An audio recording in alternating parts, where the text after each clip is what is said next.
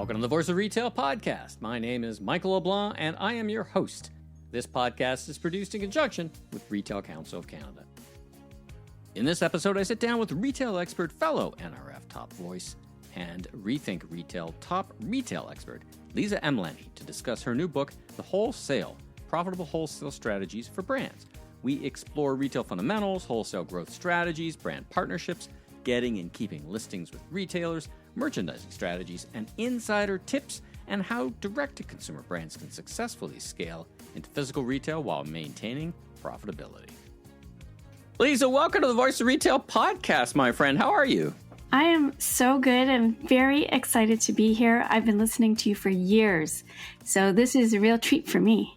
Well, me as well. I mean, you and I have met a bunch of times. We're part of the TREE community, the top retail expert community. I think that's where that might have been where we first crossed paths, but I've been seeing you and watching your impressive career and what you're doing. And you're back in Toronto, I believe. Are you in Toronto today? You travel around a lot. So where are you? Where am I catching you today? Well, I am in the 6th today. So I am in hometown. Well, I think the last time I saw you was, I guess, the big show in New York, right? Where we were all together, somewhere, somehow, in and around the big city. But listen, as people would probably gather, you and I know each other, but they may not. So tell us about yourself and your background and who you are and what you do. I am a former retailer. And I was a retail buyer and product creator for over 20 years. So I've worked with department stores like Holt Renfrew, Sporting Life, a few others, but really spent a lot of my career with brands.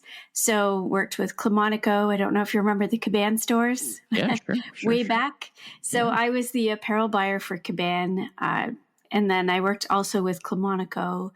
And then Ralph Lauren a number of times. My last industry role was with Ralph Lauren. I was based in London, and I was head of buying for the Lauren brand for UK, Ireland, Scandinavia, the Baltics, and sometimes France. Wow. Now, what persuaded you to go out? Because you're on your own, you're helping people figure it, and we're here to talk about this great new book of yours. The Wholesale, which I just love the title, by the way. Thank you. Why I Want the Wholesale, anyway. So it starts off well because it's a great title. But I generally see two things happen. One, and it's funny, I was looking up at Canadian Tire, and there's someone there I work with at Hudson's Bay, and he's been buying a similar category for basically his entire career. He's a master at it. So there's lifetime merchants, and then there's people who kind of decide, I'm going to go out on my own, and there's lots of people who need help. Sometimes they're sitting on the other side of the desk with them and go, oh my God, I could really help you. How did you decide to I don't know, call it exit corporate life, but go out on your own and do this consulting work? Well, I mean, in 2018, I actually moved back to Canada. So I'm British Canadian. I tend to move around a lot of back and forth. But when I did move back, Accenture hired me as their merchandising SME. And I worked, I guess, for most of those years with Accenture, a couple of years with this giant brand with a swoosh out of Beaverton. So I spent time there. And what I learned was there's a lot of help needed, not only from a brand point of view to be more efficient, but also from the consulting side.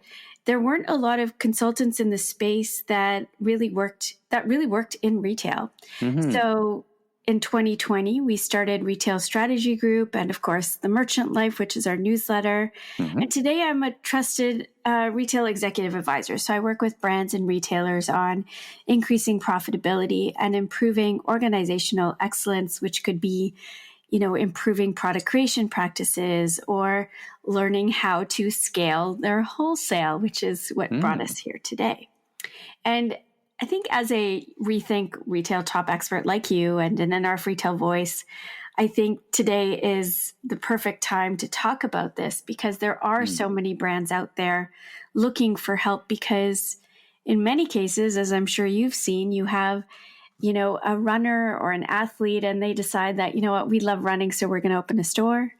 Or there's brands out there that just have never sold to retailers and don't know where to begin or have never seen a line sheet before. So as a former buyer, I mean, I would always say, oh, if only I could teach you how to do this, then, Right. Our meetings would go much faster and, Yeah. I could actually plan my open to buys with a better forecast and all that sort of thing. So I think just working with a few DTC brands in the last few years, I just found there was a common theme that they were experts in their product or category. And they were missing retail fundamentals around selling into wholesale and getting retail ready. And they just didn't know what retail buyers were looking for.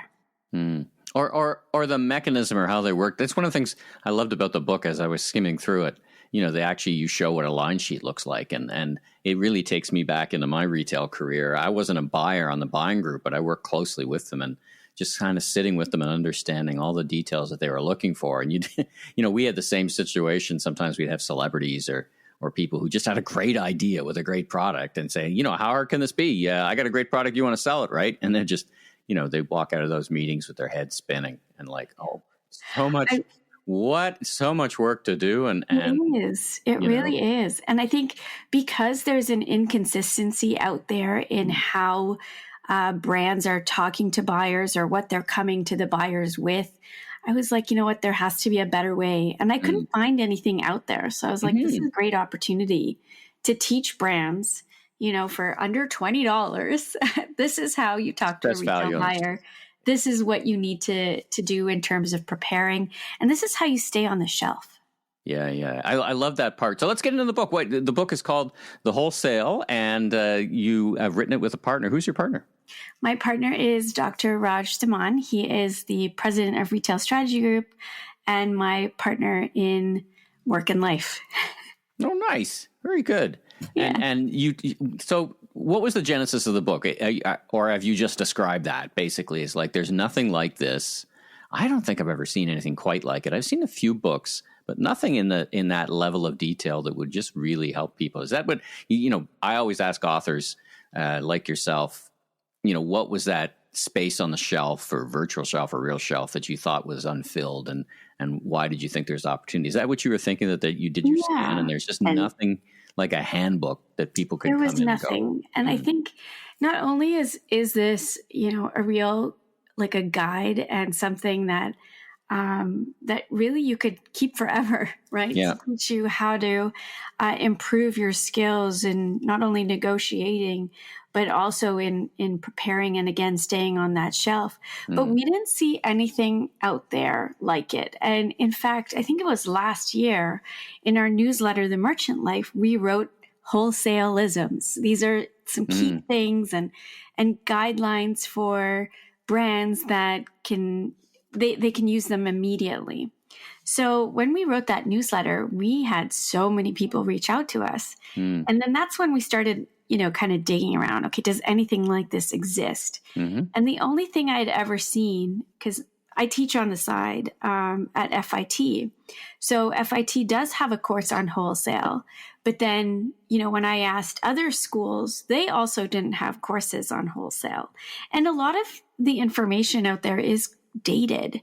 So I thought, we sat down and we're like, we need to do this. So let's just write a quick ebook, give folks some tools that they can download and, get them talking to my people, my friends that are merchants in the right way.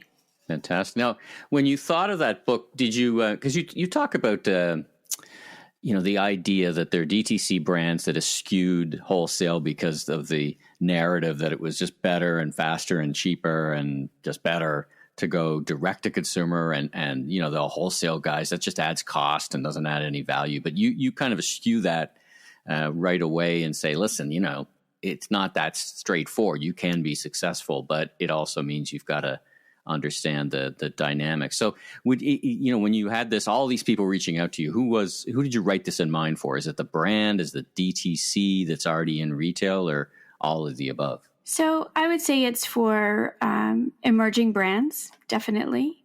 Brands that are looking to scale their distribution. Maybe they're already selling on marketplaces and want to, get on the shelves at Walmart or Target.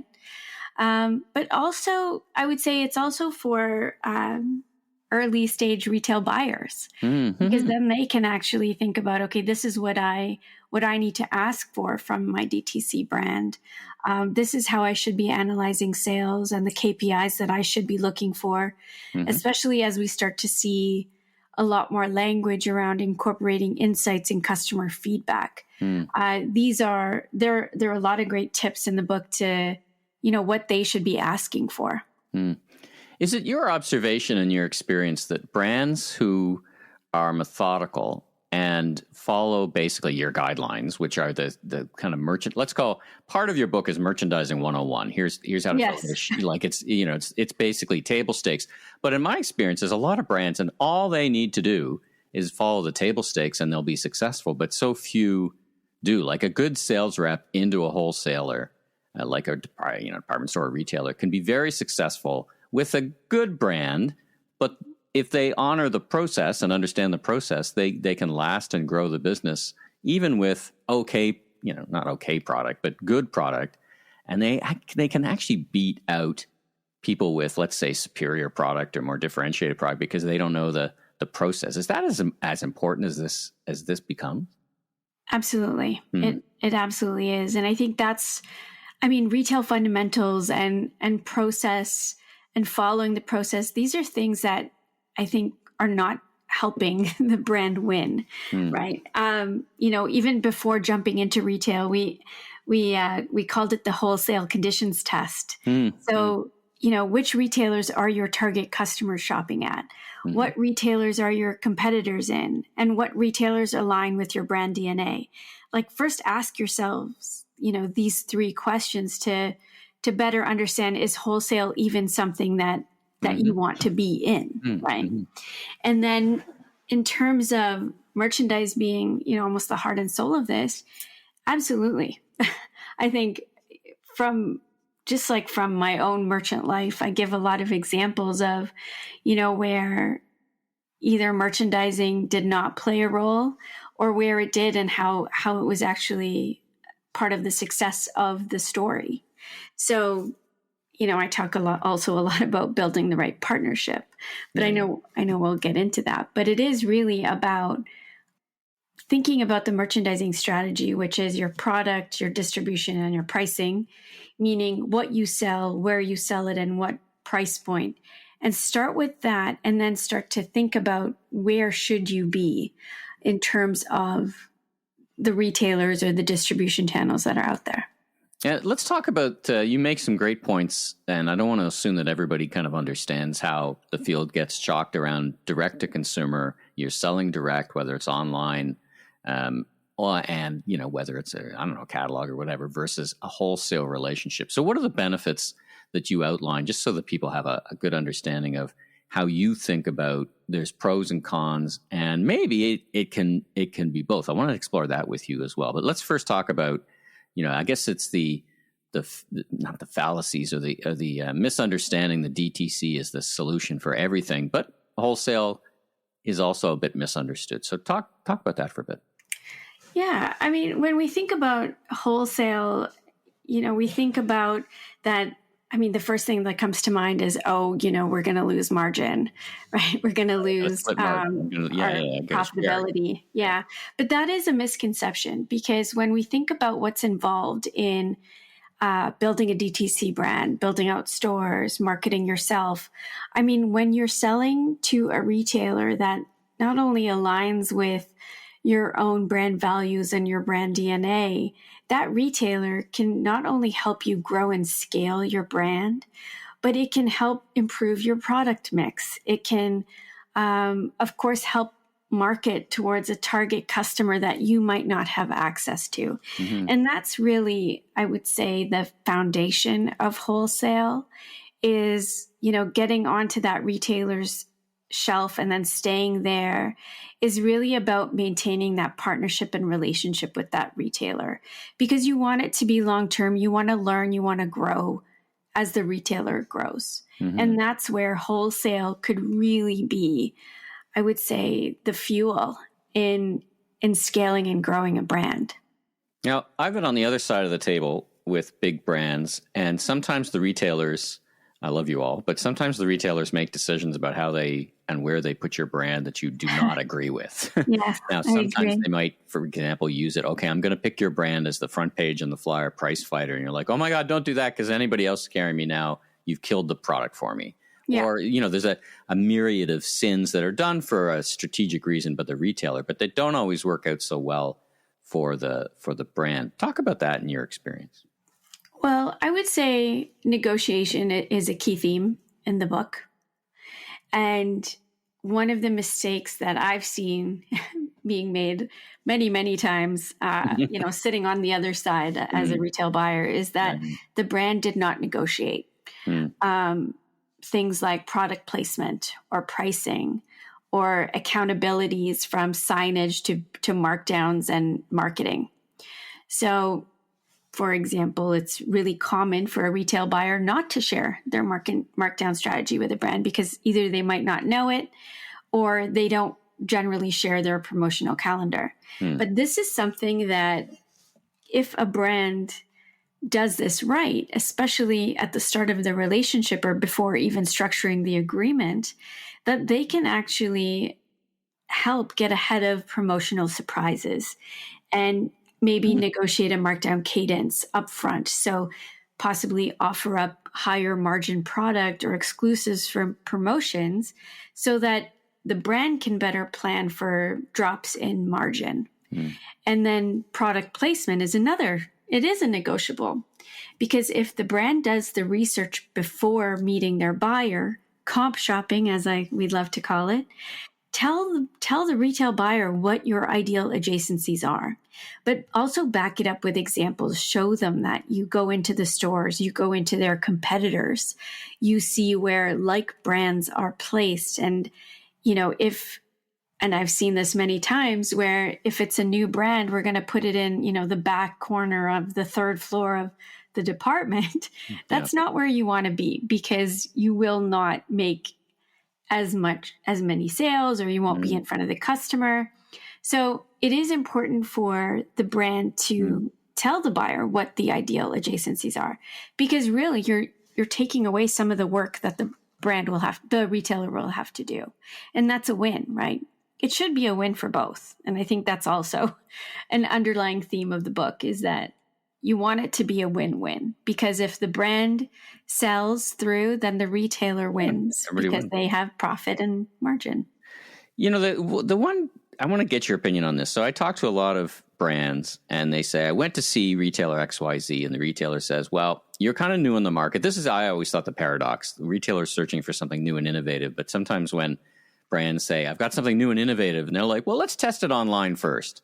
Oh, yes. Which in some cases is a place where great ideas go to die. I mean, it's very hard to get discovered online, and there's just millions of products. What's your opinion on that? Is that a good strategy for a brand to accept that trade-off? Because the retailer says, listen, I want to see some performance before I put you on my shelf because the shelf's very crowded. So let's see how you do online first. And I don't know, does that work out? I think determining whether online means marketplace or does it mean online, because there is a distinction there, right? I've worked with many brands that, in order to get into Walmart, they have to start in marketplace. Right. And that can be a tough pill to swallow for a lot of brands, but I think that it's still, the barrier to entry kind of reduces. Sure. If you can get into marketplace. I don't think marketplace is a bad thing. But it makes the brand, the first part of the conversation is let's start you in marketplace. The second part is, by the way, you can top up and advertise on my marketplace to your brand. Exactly. And it's not a listing fee, but if you actually want to be seen, this retail media, you and I have been talking about it for years. Yeah. Listen, retail media is hey, listen, you can get on the marketplace and you'll be lost amongst the million products unless you do the following things. Do you buy that logic that they should, okay, I'm going to go on your marketplace, but I'm going to top up a little bit. I'm going to promote. Yeah. I don't always. I think it depends on the retailer. It depends on the brand category, what their assortment is and what their distribution is today. So if it's going to I mean, you can negotiate everything, right? And I think that that's the critical thing here. And if one retailer has crazy fees to even get you seen, then there are options to go to other retailers. And I don't think it's necessarily a bad thing. I think it really just depends if, again, when you're comp shopping, if that category that you sell into is saturated, maybe, think twice about that. Yeah. But if a brand like yours and a product mix like yours does not exist in that online retailer or that marketplace or that distribution channel, could be a win for you, right? It could be worth it. Yeah. I know the retailers are working hard to drive audience to their marketplaces, right? I mean, again, it is a form of partnership, and the advantage is the barriers are fairly low. I think sometimes a little too low. I'll just go on here and then nothing happens. Like, it takes a lot of work. To make anything happen, for everybody to make anything happen. I want to take a step back for a second, because you're using a phrase that I'm not sure is uniformly understood. Markdown strategies. And I want you to unpack from a merchant perspective how markdown, not because we could spend hours on it, but as a merchant, you kind of have markdown dollars. Yes. And explain that for a little bit, because I think it's certainly amongst new brands, it's like, what is this markdown? Is that just a deal? How does markdown dollars work? If you could explain it, I don't know, maybe that's part 2 of the podcast, but if you could explain it in a minute or two, what markdown dollars are from a buyer's perspective and how they're used. Sure. So from a buyer's perspective, we have an open to buy that we work with in order to buy the products that we want to sell for the season. So you are allocated, you're a buyer, you say you're open to buy is $1 million. It's like my bank, right? Right. Like your credit card. Exactly. So once I buy the product that I want, during the, I would say, in-season plan, you're going to have promotional events like Mother's Day, like back to school, like Black Friday or Boxing Day, or even Christmas markdowns, right? So these are events that you want to plan for. And in most cases, you have a good sense of what those promotions will look like. And you want to make sure as a buyer, you have enough product to fulfill the needs of the customer who is planning to buy during these promotional events. So that's promotions 101. Yeah. And your intent there is, say, I used to sell for $49.99 and I'd sell 10 units. I'm going to sell for $39.99 and sell enough units to make up for that difference and more. Exactly. Yes. And all of that is tied to your margin plan. So at the end of the season, what margin are you going to end the season with once you've sold all of your product, balancing full price and balancing promotional product? Now, when you say margin, some famous saying from merchants is, you don't take percentages to the bank. When you say margin, you mean cash. I mean cash, yes. So it's your profit, right? That's what that is. Mm-hmm. Now, during the season, often there are times where a buyer has to plan for, let's say, a promotional event that they didn't buy for, right? And in many cases, the buyer will ask the brand for markdown dollars to support that markdown, so that at the end of the season, the retailer will still make that profit because they're not the ones paying for that markdown. Meaning the price of that markdown, like let's say they're losing $10 because the promotion is save $10 on this product, aka discount. Discount, yes. The brand will pay for that versus the retailer. So that's what markdown dollars is. And when a brand is in the negotiation room up front, you want to make sure that you avoid paying for those markdowns, because that can really hurt a brand, right? Interesting. So is your recommendation that a brand would go in knowing this, they would say, I'm going to sell you this item at $1. You're going to sell it for $1.50. And we're going to sell X number of units. And here's a bunch of units. And then I'm going to give you markdown dollars in advance, or you say you're going to have to come to me for markdown dollars, or you just want to avoid that conversation until it happens. And I don't think it should be avoided.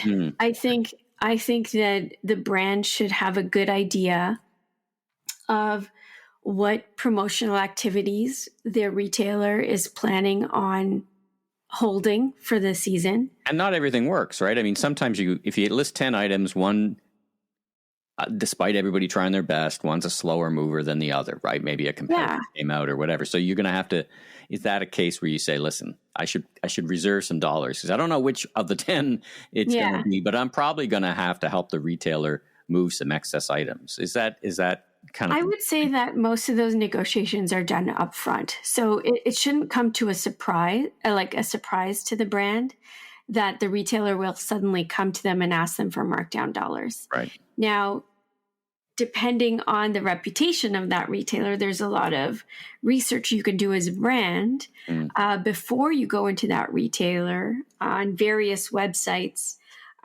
even asking other brands, how has it been to work with that retailer? Do they come to you with any surprises, such as paying for markdowns or marketing or anything? Yeah. And I think that's also part of comp shopping. When you are looking to approach a retailer, when you're doing that comp shopping and looking for not only like-minded brands that are selling similar to your product, but also, is that retailer always on sale? Does that retailer have a lot of excess inventory? These are clues for you that this retailer might not be for you. Is that retailer paying on time? I mean, that's a trade-off, right? That is, certain retailers who are now starting to stretch out their payment terms. They can move some volume for you, but there could be 60, 90. Like, what are you hearing about, the average payment terms these days? They seem to be longer than shorter, no? I think it depends on the retailer.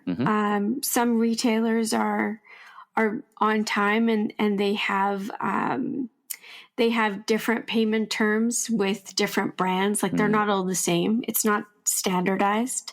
I would say. I've heard smaller brands. I had on another podcast I do with Sylvain Charlebois, the food professor. We were talking to Par Bank from Loblaws, and he said, I've struck a team. We were talking about how, again, back to this paradox, how small, innovative brands who don't have a lot of money still need to be on the shelf, but they need to get paid much sooner than a big packaged goods firm, right? That, and he's trying to strike a balance or even strike a task force that says, listen, we need to treat these sets of new brands fast or kill them in the cradle kind of thing. Yeah, exactly. And we're seeing a lot more of that flexibility from the retail side, where the retail buyer, they want newness, they want innovative product, they want to entice the customer to buy from them because they have the most interesting and relevant product assortment. But that means you might have to pay upfront. That means you might have to pay 50% of that invoice upfront before that brand can ship. And this is all part of negotiations. And this is where, I tell a brand that you should absolutely negotiate, because retailers are more flexible than we think they are. I'm going to turn our for last minutes together. This has been great, by the way, and I'm going to get you to tell us where and how to get the book and how to get in touch with you a bit later. But let's turn our minds to advice. So basically, this whole conversation has been advice. So it's kind of an easy wrap up question. But I want to frame it to you in 2 starts and 1 stop. On the brand side, you're sitting across the table, you're talking to or proposing a merchant like you're used to sit in that chair. 2 things brands should start doing, and 1 thing they should never or stop doing from your experience. Okay. So I would say the first thing, this is the most important thing, build a partnership and that long-term relationship with the retail buyer. This will help the brand succeed and increase sales. So that means partner on merchandising execution. So ask the buyer to share seasonal strategy and what's important to their customer, and ask if you can help to visually merchandise your brand. Product knowledge, I would say, is very, very important. Whether it is product knowledge sessions for the retailer and their staff, or if it's store visits frequent store visits, so spending time with sales associates and providing personalized product and styling training. But this will help keep your brand top of mind. So I think that's all about, I would say, partnership and long-term relationship. And your idea then is to, like, it's my first meeting. I've never met the buyer. They've never met me. I'm introducing my product. And your advice, I don't want to put words in your mouth, but your advice is like, I want to talk about these things in you probably have 15 minutes. You don't have a long time introduction meeting. But I want to say, listen, I want to work with you on these things. And would you take that as a signal from across the table? This could be a great vendor. Is that yes, your idea? Absolutely. And I think that's also part of, being retail ready, right? Making sure you're prepared. Love that phrase. And then the second thing I would say is keep evolving your product assortment. So whether it's about monitoring cross-channel performance, tracking sales, returns, product feedback, promotional activity by channel with every partner, because that could help you get ahead of any markdowns or reduction in open to buy when it comes to buying your brand next season. It also demonstrates the commitment to a long-term partnership, again, bringing that partnership back. If you're openly sharing product performance, because if maybe one of your products is not selling at one retailer, but it's selling really well at another, you might want to share this information with the retail buyer you're looking to build that long-term partnership with. And you can do that. And you can do that in a way that says, "Hey, you know what? This is performing better at some of my other partners, so maybe something we're not doing right here." That kind of phrasing, right? Yep. And then you can also offer to switch things up. If something is not working in the first few weeks, then you can say, "You know what? I'd actually like to switch this up with a different product, because while I was talking to your sales associates, I also spoke to your customers. And this is that they would prefer, I don't know, leggings with pockets versus leggings without pockets." Just the way it is. And what's the biggest thing? What's the biggest, stop doing this thing? I see it all the time, and you should just stop doing this. It's not necessarily bad, but it's just not going to work. I think stop thinking that, your brand is going to sell itself. I think it takes time. It takes effort. It takes that partnership, and more supply does not equal more demand. So the more product you throw at the retailer, it doesn't mean it's going to sell. You need to invest in building that relationship and visit stores and talk to the retail buyers and talk to the sales associates and the customers, because all of that will only help, let's say, curate a better product assortment. And when you're sharing these insights, it shows the retailer that you're in and fully in. So I think you can't expect your brand to sell itself. You have to put the work in. Excellent. So the book is The Wholesale, Profitable Wholesale Strategies for Brands. How do we get a hold of the book? How do we get a hold of you and give us some 411? Yeah. So you can find the book on Amazon globally. It's called The Wholesale. So that's 3 words. You can also find it on our website, Retail Strategy Group, or you can even contact us directly on LinkedIn, my email, or of course, the Merchant Life as well. And then I think just, I'd love to leave you with one thing, which is, in order to get retail ready, I think DTC brands have to do their homework and come prepared. And the Wholesale Toolkit in the book is going to get them retail ready to make it easy for that retail buyer to say yes. Well, I can hardly recommend the book. I had the chance to go through it, and it's a great, manual, both 101 and 401 for any brands. They would do well by following and reading this book. So I highly recommend it. I'll put a link in the show notes. Thanks so much for joining me on the podcast. This is a first. You and I have talked quite a bit, but it's such a treat to get you on the mic, and congratulations on what you accomplished. And I wish you continued success. Thank you so much. This was great. I truly enjoyed the conversation. I think we could probably talk for longer. I think there's a part 2. I definitely think there's a part 2. I know. Thanks for tuning into this episode of The Voice of Retail. If you haven't already, follow on your favorite podcast platform so new episodes will land automatically each week. And be sure and check out my other retail industry media properties, the Remarkable Retail Podcast with Steve Dennis and the Global E-Commerce Leaders Podcast. I'm your host, Michael LeBlanc, Senior Retail Advisor, Keynote Speaker. If you want more content or chat, follow me on LinkedIn. Safe travels, everyone.